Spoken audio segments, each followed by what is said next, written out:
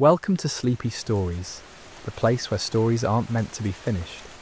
I'm Arthur, and tonight I'll be reading you a relaxing, sleepy story written by Pumby. We're heading somewhere special this evening.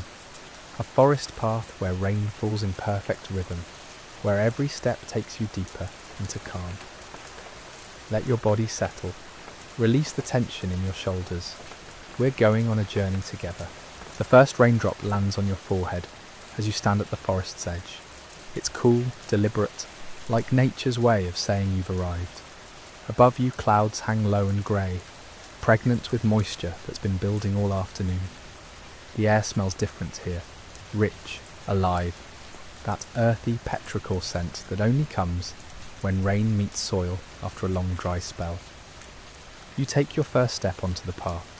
The ground beneath your feet is soft, yielding slightly with each footfall. Not muddy, not yet, but receptive.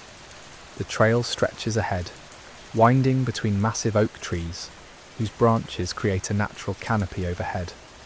Their leaves catch the rain before it reaches you, creating a secondary rhythm. Large drops accumulate on the foliage above, then release in sudden splashes that pattern the undergrowth in irregular intervals. Another step, then another. Your breathing slows to match your pace. There's no rush here, no destination that demands urgency. The path will be here, whether you walk it quickly or slowly. And tonight, slow is the only speed that makes sense. The rain intensifies gradually. What began as scattered drops becomes a steady percussion.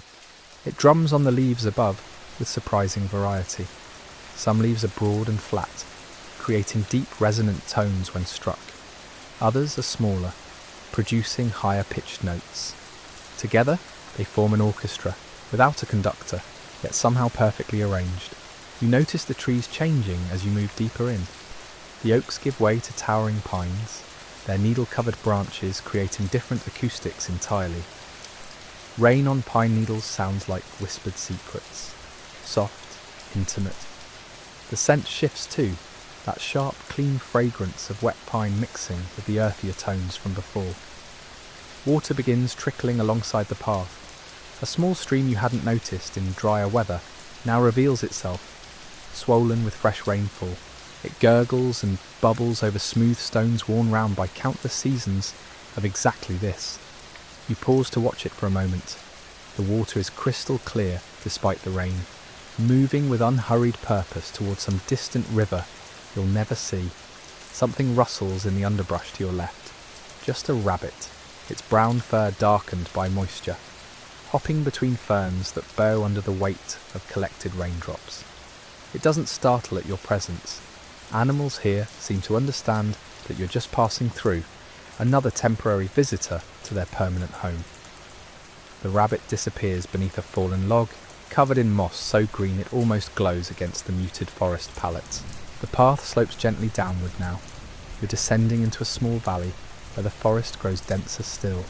The canopy thickens overhead, reducing the rainfall to a fine mist that coats your face with microscopic beads of water. It's refreshing rather than uncomfortable. Each tiny droplet feels intentional, placed there by design rather than chance. Ferns line both sides of the trail here, massive prehistoric-looking things with fronds that unfurl in complex spirals. Rain collects in the curves of their leaves, creating tiny pools that reflect the grey sky above in miniature. You reach out and touch one, feeling the cool water spill over your fingers. The sensation is grounding, real, present. A bird calls from somewhere high in the canopy. You can't see it through the layers of branches and mist, but its song cuts through the rain's steady rhythm. 3 clear notes, repeated twice, then silence. Another bird answers from the opposite direction. They're talking to each other, these unseen creatures, carrying on conversations you'll never fully understand. The descent continues. Your legs find their rhythm, knees bending slightly with each downward step to absorb the gentle slope. The muscles in your calves engage and release, a meditation in motion. There's something hypnotic about walking in rain, the way it isolates you from everything except the immediate moment. No past, no future, just this path, this rain, this breath. You pass a massive tree that must be hundreds of years old. Its trunk is so wide that 3 people linking hands couldn't encircle it. The bark is deeply furrowed, creating channels where rainwater runs downward in organised streams. You place your palm against it, feeling the texture, the coolness, the age. This tree was here before you were born. It'll be here long after you're gone. The thought isn't melancholy, it's comforting somehow. The valley floor approaches. You can tell because the ground levels out, the slope gradually surrendering to flat earth. Ahead, through the mist and rain, you can just make out a clearing. Not large, but distinct. A break in the endless trees where something different awaits. But you're not there yet. A few more steps remain before the path delivers you to whatever lies in that open space. The rain continues its steady rhythm, patient and eternal. Your clothes cling slightly to your skin now, damp but not soaked. The temperature is perfect, cool enough to be refreshing, warm enough to prevent any chill. You breathe deeply, tasting the moisture in the air, feeling it fill your lungs with something cleaner than any air you've breathed in recent memory. Each exhale releases something you didn't know you were holding: tension, worry, the accumulated weight of ordinary days. The clearing grows closer with each step, its edges becoming more defined through the silvery curtain of falling rain. Welcome to Sleepy Stories, the place where stories aren't meant to be finished. I'm Arthur, and tonight I'll be reading you a relaxing, sleepy story written by Pumby. We're continuing our peaceful walk through an ancient forest in the gentle rain. Let yourself sink deeper into comfort as we step into a quiet clearing where time moves differently. Take a slow breath in and let it go. You step into the clearing and immediately feel the change. The rain falls differently here, uninterrupted by branches dropping straight down from the grey sky in perfect vertical lines. The space is roughly circular, perhaps 30 feet across, carpeted with soft grass that bends beneath the weight of water. In the centre stands a single weathered bench, its wood aged to silver. You walk toward it, your footsteps silent on the saturated ground. The bench faces away from the path you just emerged from, oriented toward the far side of the clearing where the forest resumes. You sit, feeling the damp wood cool against your legs through the fabric. It's surprisingly comfortable despite, or perhaps because of, its simplicity. No backrest, just a smooth plank supported by 2 stone pillars at either end. The rain intensifies slightly. Not a storm, just a shift in commitment. Drops land on your shoulders, your head, creating a gentle percussion that drowns out everything except this moment. You close your eyes and tilt your face upward, letting the rain touch your eyelids, your cheeks, your lips. How long has it been since you simply sat in the rain? Not rushing to get out of it, not cursing its inconvenience, but actually sitting in it, letting it happen to you without resistance. The water is soft, softer than you remember rain being. It doesn't sting or assault. It touches you the way a careful hand might, tentative and respectful. When you open your eyes again, you notice movement at the clearing's edge. A fox emerges from between 2 Douglas firs, its red coat darkened to rust by the wetness. It sees you immediately, but doesn't startle. Instead it sits, wrapping its tail around its body, and simply watches. You watch back. Neither of you moves.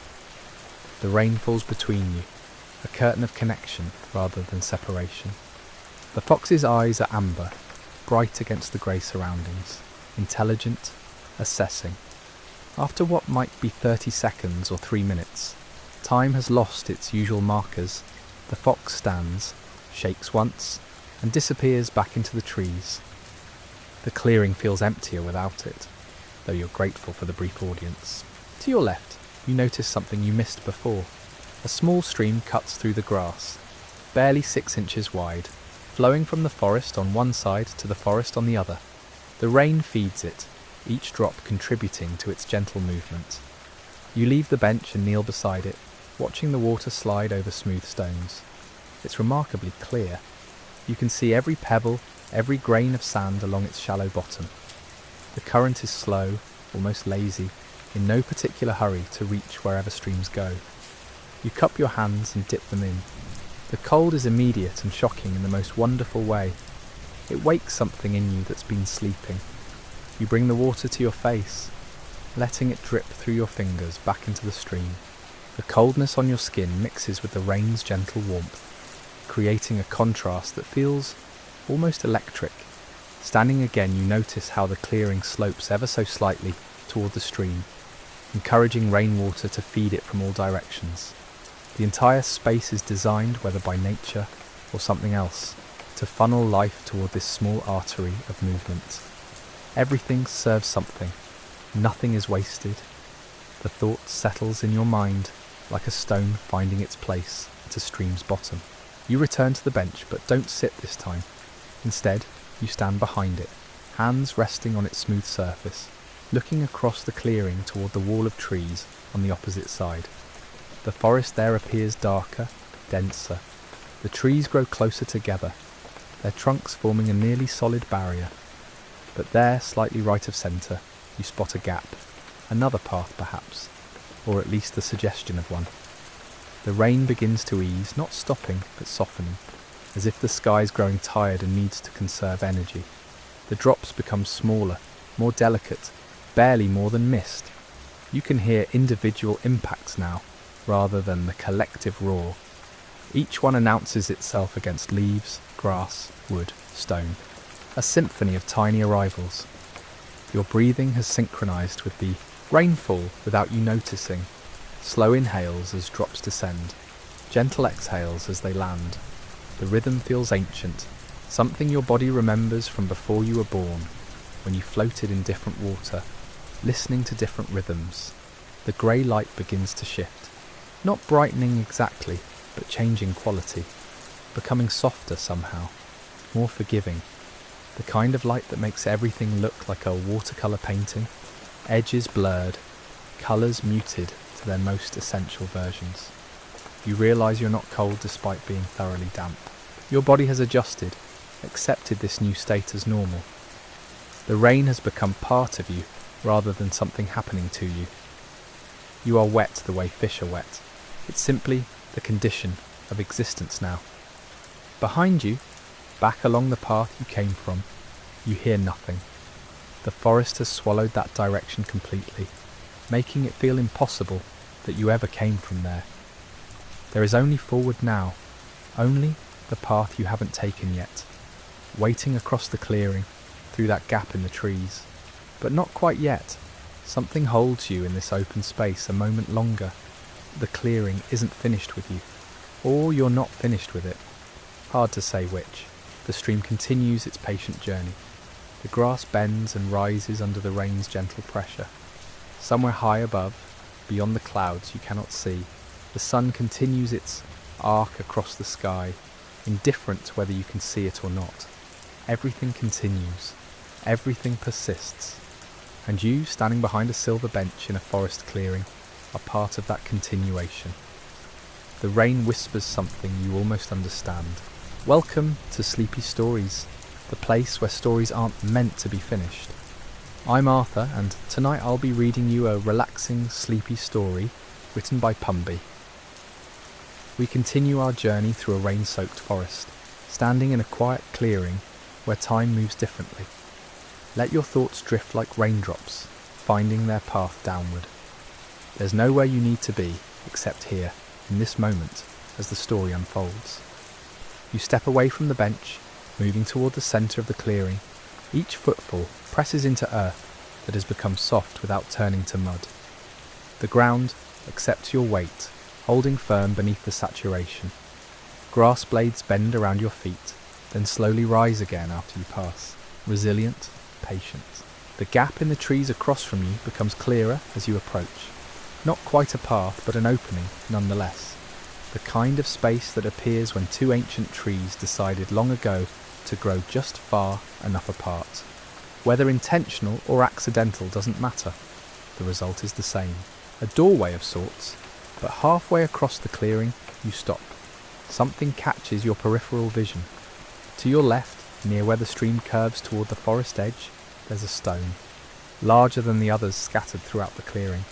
Perhaps 2 feet high, its surface dark and slick with rain. You change direction, drawn to it. Why this particular stone commands attention, you can't articulate, but your feet carry you there anyway, trusting something beyond logic. The stone sits slightly elevated on a small rise, as if the earth beneath it swelled upward over centuries. Moss covers its northern face, deep green and impossibly thick.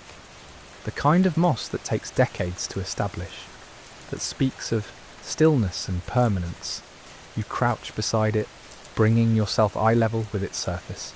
Up close, you notice patterns in the stone itself. Not carved, but natural. Lines that could be mineral deposits or ancient watermarks. They swirl and intersect, creating shapes that almost look deliberate. A spiral here, parallel lines there. Your mind tries to find meaning, to construct narrative from randomness. Rain continues its gentle work, tracing these lines, following their paths downward. Tiny rivers on a miniature landscape.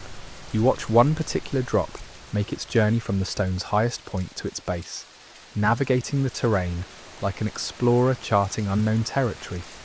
The moss feels exactly as you expect when you touch it. Soft, dense, slightly spongy. Your fingers press in, and water releases, running down your hand. The moss springs back immediately when you lift your touch, undamaged, ready to hold more rain. Behind you, the stream sounds different from this position. Lower somehow. The pitch has changed, or perhaps your ears have adjusted to hear new frequencies. You can distinguish now between water moving over smooth stone versus rough, between water falling a few inches versus flowing horizontal. The stream is not one sound but dozens, layered and complex. Time slips again. You might have been crouching here for 30 seconds or 10 minutes. The distinction feels irrelevant. Your legs don't ache. Your body doesn't complain.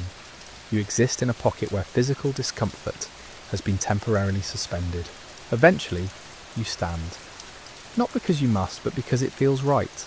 The stone has given you what it had to offer. Some moments of stillness. A different perspective. Another small piece of this clearing's quiet story. The gap in the trees calls again. You turn toward it, resuming your original path. The grass beneath your feet seems slightly taller here, or perhaps it's just that you're noticing more. Each blade is an individual, distinct, yet part of the collective whole, separate and unified simultaneously. As you near the tree line, the quality of sound shifts. The open air of the clearing has been holding sound in a particular way, letting it spread and dissipate. But approaching the trees, you can hear how the forest will change this. Sound will become closer, more contained. Echoes will behave differently. 5 steps from the gap, you pause one final time. Looking back at the clearing, you try to memorize it. The bench with its silver sheen. The stream cutting its eternal path. The stone you visited, patient on its small rise. The grass, the rain, the grey light filtering through invisible clouds. But you know memory won't capture it. Not really. This moment exists only now, only here. Any attempt to preserve it will create something else. A copy, a translation, not the thing itself. The realization doesn't sadden you. Instead, it makes this moment more precious, ephemeral, unrepeatable. You are here, in this clearing, in this rain, and that's enough. You turn back toward the gap. Between the 2 trees, the forest beyond appears darker. Not threatening, just different. The light doesn't reach as far. The spaces between things compress. The openness of the clearing will give way to something more enclosed. But there's invitation in that darkness. Promise. The clearing was a pause, a breath, a moment of rest. What waits ahead is continuation. The next section of whatever journey this is. Your hand reaches out, touching the bark of the tree that forms the right side of the gap. Rough, deeply textured. Wet but somehow still warm, as if it holds heat from some internal source. The tree has stood here longer than you've been alive. will stand here long after. You're passing through its moment, not the other way around. The gap is just wide enough for you to walk through without turning sideways. Just narrow enough to make you conscious of the passage, a threshold, a transition. The clearing releases you. The forest prepares to receive you. And between them, in this gap between trees, you stand balanced on the edge of what comes next. Welcome to Sleepy Stories, the place where stories aren't meant to be finished. I'm Arthur, and tonight I'll be reading you a relaxing, sleepy story written by Pumby. We continue our journey through a quiet woodland clearing where rain falls gently and time moves at its own unhurried pace. Let your breathing settle. Release the tension in your shoulders. Allow yourself to simply drift with these words. You step through. The change happens immediately, though it's subtle enough that you might question whether anything changed at all. The rain still falls. Your clothes still carry their weight of water, but the forest receives the drops differently than the clearing did. Here each drop has a destination before it reaches the ground. Leaves intercept them first. Branches catch and redirect them.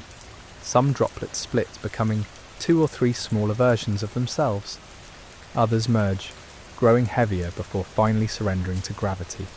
The sound becomes intimate, closer. In the clearing, rain was a broad wash of white noise. Under this canopy, it fractures into 1,000 individual taps and patters. Each leaf has its own voice. Each branch contributes its particular rhythm.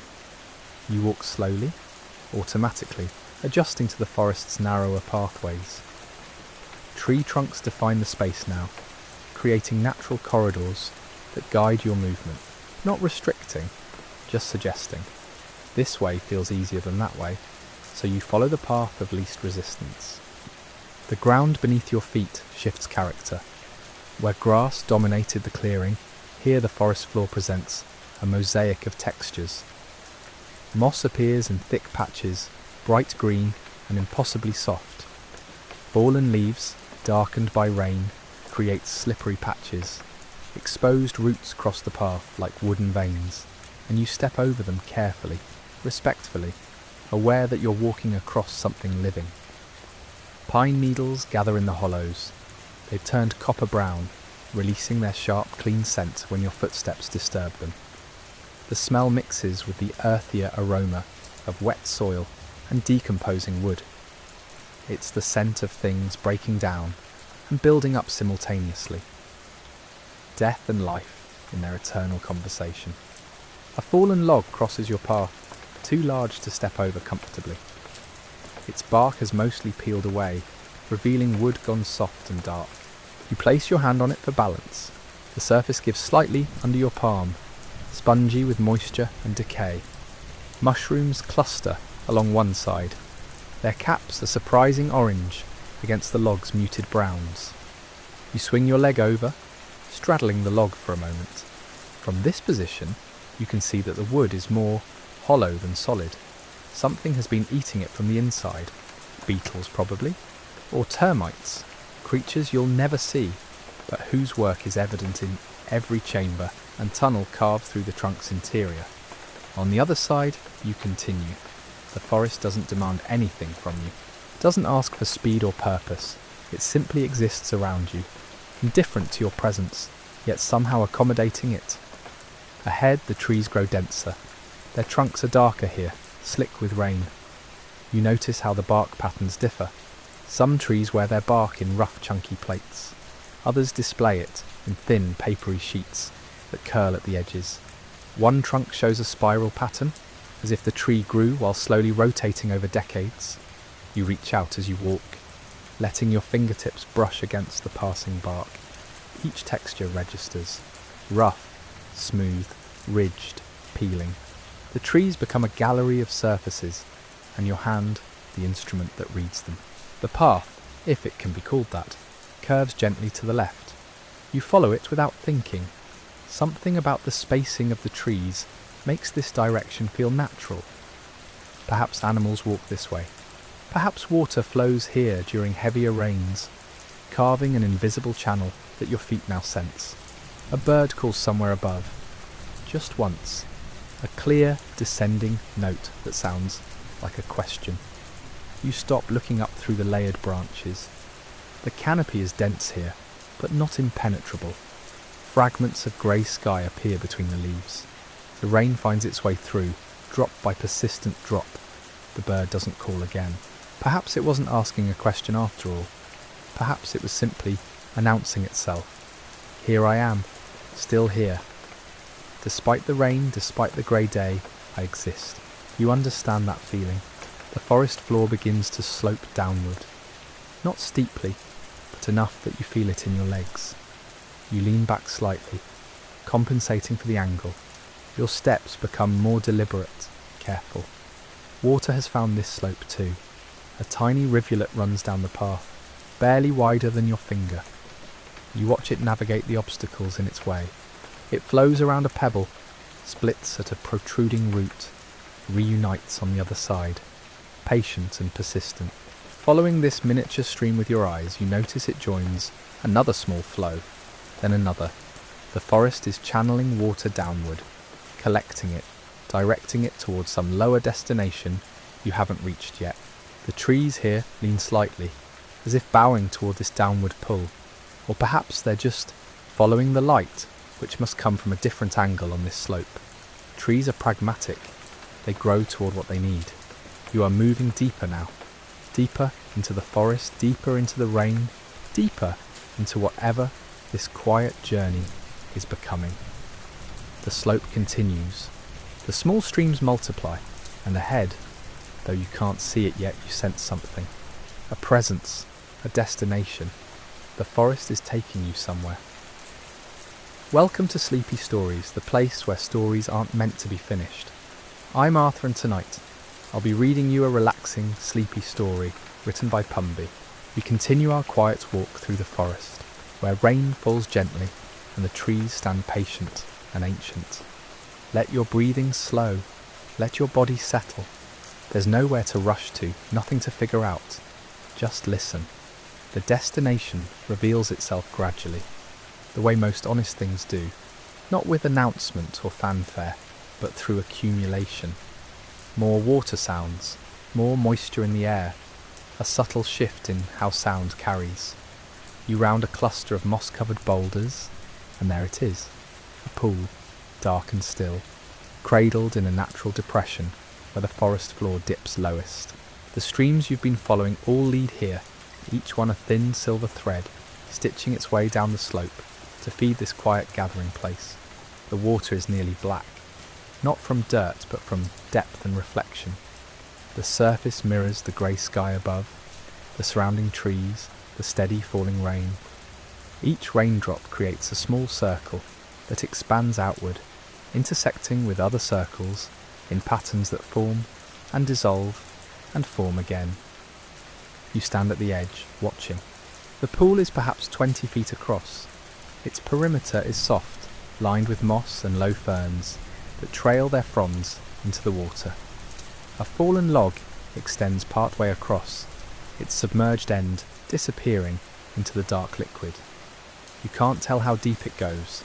There's a large flat stone near the water's edge, positioned as if placed there deliberately, though you know it's just geology, just chance. You sit. The stone is cold through your clothes, but not unpleasantly so. It's real, solid. It grounds you in this specific moment, this specific place. The rain continues its quiet work. On the pool's surface, the pattern of expanding circles never repeats exactly. Mathematics made visible, chaos and order dancing together in real time. You could watch this for hours, maybe you will. Time feels negotiable here. Around the pool, the trees stand as witnesses. They've watched this water gather for decades, centuries perhaps. They've seen it freeze in winter, seen it shrink in summer droughts, seen it swell after storms. To them, this moment is just one frame in a very long film. But to you, right now, it's everything. A small movement catches your eye, something just beneath the surface. You lean forward slightly, trying to see what it was. There, a fish, small, dark, moving with minimal effort. It hangs suspended in the water for a moment. Then with a slight flick of its tail, glides to a different location. You hadn't expected life here, but of course there's life. There's always life, finding ways to persist in the quietest corners. The fish doesn't care that you're watching, doesn't perform or hide. It simply exists, doing whatever small things a fish does in a forest pool on a rainy afternoon. You breathe out slowly, watching your breath make a small cloud in the cool air. The temperature has dropped. Not dramatically, but noticeably. The kind of cold that makes you aware of your edges, where your warmth ends and the world's coolness begins. You pull your jacket closer. Across the pool, a leaf detaches from a branch high above. You watch its descent. It spirals as it falls, caught in tiny air currents you can't feel from where you sit. The leaf touches the water with barely a sound. For a moment it floats, bright against the dark surface. Then slowly it begins to absorb water, growing heavier. One edge dips below, then another. In less than a minute it's gone, sinking down to join all the other leaves that have made this same journey. The pool accepts everything. Rain, leaves, light, time. It asks nothing in return. Sitting here, you realise you've stopped thinking about where you came from.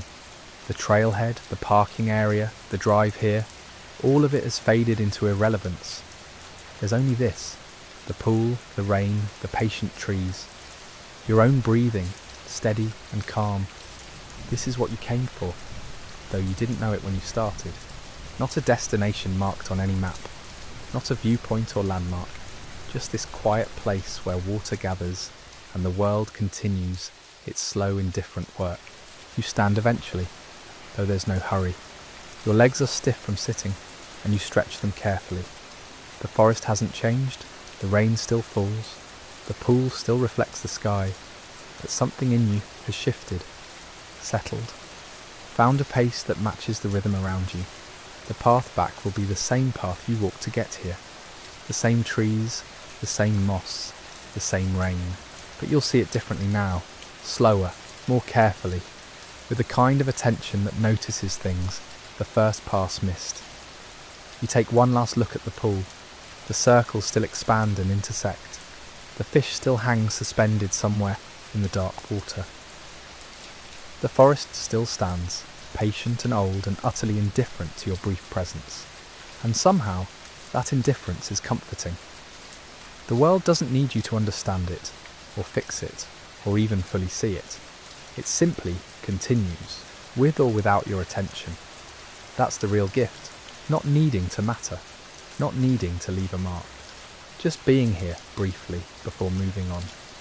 The rain falls, the water gathers, and you turn back toward the forest, carrying this quiet with you.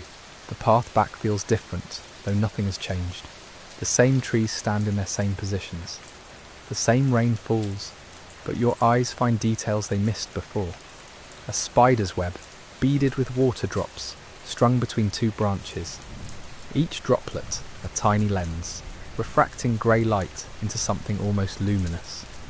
Your pace is slower now, not from fatigue, but from choice. There's no reason to hurry. The forest will be here, whether you rush through it or drift. You choose drifting. The slope you descended earlier now requires gentle climbing. Your breath deepens slightly with the effort, but it's not unpleasant. Just your body doing what bodies do, working, adapting, continuing. Halfway up, you pass the fallen log you straddled before. The orange mushrooms are still there, still bright against the decomposing wood. You notice now that tiny insects crawl among them. Life feeding on life, feeding on death, feeding on life. The cycle so complete, it erases the boundaries between categories. The rain begins to lighten, not stopping but softening into something finer. Mist more than rain. It hangs in the air, suspended, in no hurry to fall. You emerge into the clearing without realising you are close. The transition surprises you. One moment you're among trees, the next you're standing in open space again. The bench still waits, silver and patient. The stream still traces its path through grass. But the light has changed. Afternoon is surrendering to evening. The grey has deepened, grown richer somehow. You don't return to the bench. Instead, you walk straight across the clearing toward the path that leads out, back to wherever you came from, back to the world that waits beyond these trees. But you're different now, slower, quieter, carrying something the forest gave you without asking for payment. The rain whispers its goodbye, the trees stand silent, and you walk on, step by peaceful step, into whatever comes next.